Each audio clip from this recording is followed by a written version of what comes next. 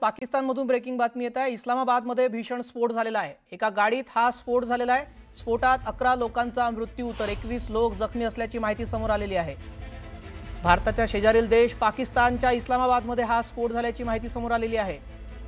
पाकिस्तानचं इस्लामाबाद स्फोटाने हादरलं। 11 लोकांचा यात मृत्यू झालेला आहे। 21 लोक यात जखमी असल्याची माहिती समोर आलेली आहे। एका गाडीमध्ये हा स्फोट झाला। दिल्लीतील गाडीच्या स्फोट नंतर आता इस्लामाबादमध्ये देखील हा भीषण स्फोट झालेला आहे। महत्त्वाची अपडेट आहे ही, पाकिस्तानच्या इस्लामाबादमध्ये एका गाडीत हा स्फोट झालेला आहे। काल संध्याकाळी दिल्लीमध्ये लाल किल्ला परिसरामध्ये गाडीत स्फोट झाला होता। त्यामध्ये 9 लोकांचा मृत्यू झाला तर आता इथे 11 लोकांचा मृत्यू झालेला आहे। 21 लोक जखमी असल्याची माहिती समोर येत आहे। इस्लामाबादमध्ये हा भीषण स्फोट झालेला आहे। पाकिस्तानचं इस्लामाबाद भीषण स्फोटाने हादरलंय। पाकिस्तानच्या इस्लामाबादमध्ये आपण पाहतो ही दृश्य आहे। कारमध्ये स्फोट झालेला आहे। 11 जणांचा यात मृत्यू झाला असून 21 नागरिक जखमी झाले।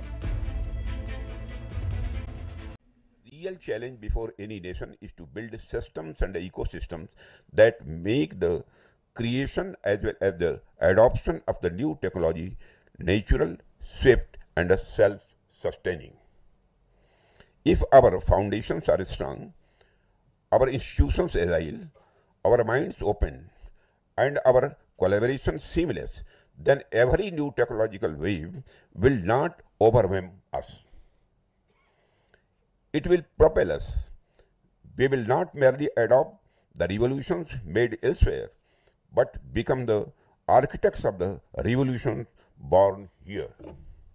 Therefore, for India, the path ahead is clear. We must move decisively from technology adoption to technology leadership. We can no longer be content with merely catching up to global innovation.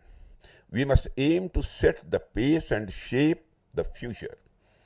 Our strength lies not in any single institution, but in our ecosystem of talent, ideas, and partnerships. And we have a young and inventive workforce full of imagination and purpose. And we have a vibrant startup culture that is unafraid to experiment, to take risks, and to challenge convention. Our defense industrial base is expanding with the renewed confidence and the clarity of the direction. The synergy between DRDO, our armed forces, industry, and academia is deepening and creating a virtuous cycle of research, testing, field feedback, and innovation. We must continue to nurture the culture of innovation by giving our scientists and startups both the freedom of imagine and the support to deliver, by encouraging collaboration over silos and speed over procedural inertia. Technology leadership doesn't emerge from isolated brilliance. It grows from a national ecosystem that rewards ideas, tolerates failure. तर पुणेकरांचं श्रद्धास्थान असलेल्या श्रीमंत दगडूशेठ गणपती मंदिरात देखील सुरक्षा आता वाढवण्यात आली आहे। पोलिसांसह BDDS पथक देखील दगडूशेठ गणपती मंदिरामध्ये पाहणी करतायत। परिसरात देखील चौकशी करण्यात आली आहे। तर येणाऱ्या भाविकांची देखील कसून तपासणी करण्यात येते।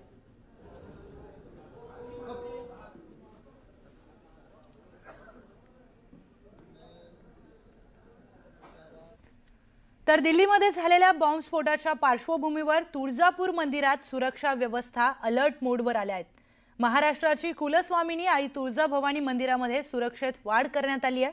कुलस्वामिनी आई तुळजाभवानी मंदिरामध्ये सुरक्षेच्या दृष्टिकोनातून कडक पावलं उचलण्यात आली आहेत।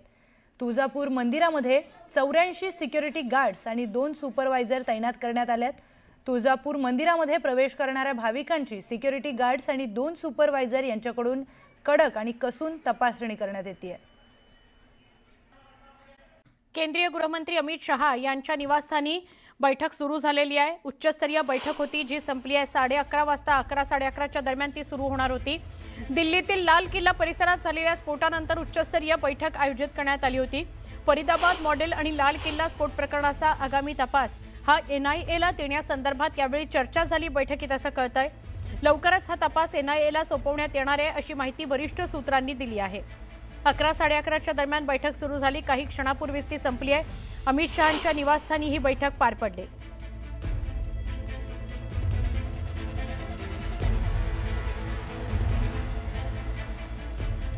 लाल किल्ला परिसरातील दिल्ली स्फोट प्रकरणाच्या तपासाला आता गती मिळाली आहे।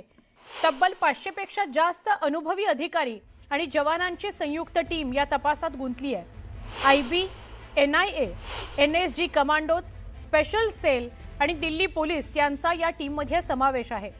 तपास पथकांनी आतापर्यंत 1000हून अधिक CCTV फुटेज तपासलेली आहेत। स्फोटाच्या आधी आणि नंतर कारच्या हालचाली तसंच संशयितांच्या उपस्थितीचा मागोवा घेतला जातो आहे। आमचे प्रतिनिधी प्रशांत लीला रामदास यांच्याशी आपण अधिक बोलणार आहोत। प्रशांत, वेगवेगळ्या तपास यंत्रणा यामध्ये गुंतल्यात, पण अमित शहांच्या घरी जी बैठक झाली त्यात असं कळतंय की NIA कडे तपास सोपवला जाणार आहे। काय अधिक सांगाल? सुवर्ण बरोबर जवळपास 1.25 तास ही बैठक केंद्रीय गृहमंत्री अमित शहा यांच्या निवासस्थानी झाली। सध्या मी जिथे उपस्थित आहे त्याच्या माझ्या मागे केंद्रीय गृहमंत्री अमित शहा यांचं निवासस्थान आहे आणि महत्त्वाचं म्हणजे जर बघितले कृष्ण मेनन मार्गावरील निवासस्थान आहे आणि याच निवासस्थानी दिल्ली पोलीस कमिशनर, त्यानंतर NIAचे अधिकारी, त्यानंतर IBचे अधिकारी, याशिवाय IBचे संचालक, केंद्रीय गृह मंत्रालयाच्या अंतर्गत येणारा आंतरिक सुरक्षा विभागाचे ज्येष्ठ अधिकारी, या सगळ्यांची एक अत्यंत महत्त्वाची बैठक झाली। जवळपास साधारणतः 1.25 तास ही बैठक झाली। या बैठकीमध्ये निर्णय घेण्यात आलेला आहे की सध्या दिल्ली स्पेशल सेल जे तपास करत आहे तो संपूर्ण तपास लाल किल्ल्याच्या बॉम्बस्फोट प्रकरणाचा तपास आणि सोबतच फरीदाबादमध्ये जे ज्या पद्धतीने दहशतवाद्यांचं एक मॉड्यूल आढळलं आहे या सगळ्या प्रकरणाचा तपास आता NIA करतील। सध्या या संदर्भात माहिती मिळते की अजूनही अधिकारिकरित्या म्हणजे सार्वजनिक पद्धतीने याला अजूनही घोषणा करण्यात आलेली नाही आहे, पण सध्या त्या पद्धतीचे संकेत प्राप्त होत आहे की बॉम्बस्फोटाचा संपूर्ण तपास हा NIAचे अधिकारी करणार आहे। यासाठीच NIAचे काही अधिकारी हे घटनास्थळावरती आहे। आपल्याला माहित असेल की जेव्हा सकाळी आपण त्या घटनास्थळावरती होतो तेव्हा तिथे अनेक NIAचे अधिकारी असल्याचे आपल्याला पाहायला मिळाले। त्यानंतर NSGचे अधिकारी देखील मिळालेले आहे आणि हा तो संपूर्ण परिसर जो आहे हा संपूर्ण पांढऱ्या कापडाने झाकून घेण्यात आलेला आहे आणि त्याच्या आतमध्ये अनेक अधिकारी आहे जे संपूर्ण या प्रकरणाची चौकशी करत आहे, धागेदोरे जुळवण्याचा प्रयत्न करत आहे। महत्त्वाचं म्हणजे जर बघितलं या सगळ्या पार्श्वभूमीवरती ज्या पद्धतीनं या संपूर्ण मॉडेलमध्ये काही डॉक्टरांचा समावेश असल्याची माहिती आलेली आहे त्याच्या आधारावरती दिशा निर्देश केली जात आहे। जवळपास 1000पेक्षा जास्त पोलीस जवान या संपूर्ण पोलीस तपास करत असल्याची माहिती पुढे आलेली आहे। यासाठी ज्येष्ठ अधिकाऱ्यांची एक स्पेशल चमू दिल्ली पोलिसांच्या स्पेशल सेलने तयार केली आहे। हा संपूर्ण अहवाल तयार केल्यानंतर NIAच्या अधिकाऱ्यांना होऊ शकतं हा संपूर्ण हँडओव्हर दिला जाईल आणि त्यानंतर NIAचे अधिकारी या दिशेने तपास करतील।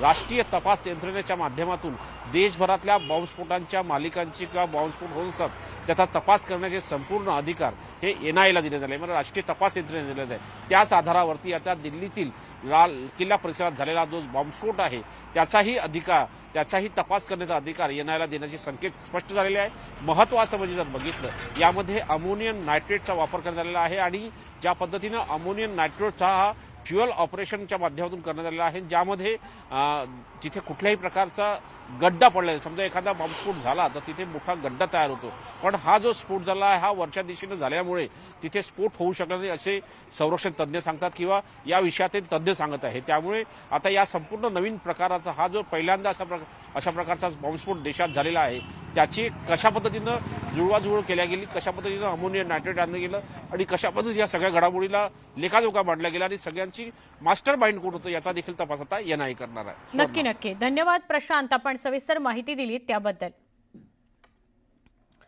लाल किल्ल्याजवळ झालेल्या धमक्यांचा CCTV फुटेज समोर आलाय। धमाका जो झाला त्या धमाक्यांचा CCTV फुटेज समोर आलाय।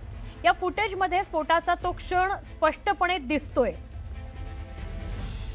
जोरदार आवाजासह परिसरात धूर आणि गोंधळ निर्माण झाला। धमाका झाल्याच्याच क्षणी शेजारील लाजपत राय मार्केटमध्ये लोकांमध्ये अफरातफर माजली। व्यापारी आणि नागरिक आपापली सुटका करून घेण्यासाठी धावताना बघायला मिळाले। सध्या पोलीस या फुटेजमधील धमक्यांपूर्वी म्हणजे धमाका जो झाला त्यापूर्वी आणि नंतरचे प्रत्येक सेकंद बारकाईने तपासतायत, जेणेकरून कारमध्ये स्फोट नेमका कधी आणि कसा झाला, त्यावेळी परिसरात कोण कोण उपस्थित होतं याचा उलगडा करू शकतील.